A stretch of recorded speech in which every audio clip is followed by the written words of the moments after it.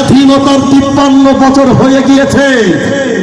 দোষী হোক আর না দোষী হোক খুঁজে খুঁজে ধরে এনে ষড়যন্ত্র করে যদি রাজাকারদের ফাঁসি দিতে পারে, যারা শাপলা চত্বরে হত্যা করেছে, পিলখানায় হত্যা করেছে, ওলামায়ে কেরামদেরকে আয়না ঘরে বন্দী রেখেছে, 53,000 বছর পরে হলেও তাদেরকে বাংলার মাটিতে কানে ধরে টেনে এনে বাইতুল মুকাররমের সামনে প্রকাশ্যে ফাঁসি দেওয়া হবে ইনশাআল্লাহ, ইনশাআল্লাহ, ইনশাআল্লাহ।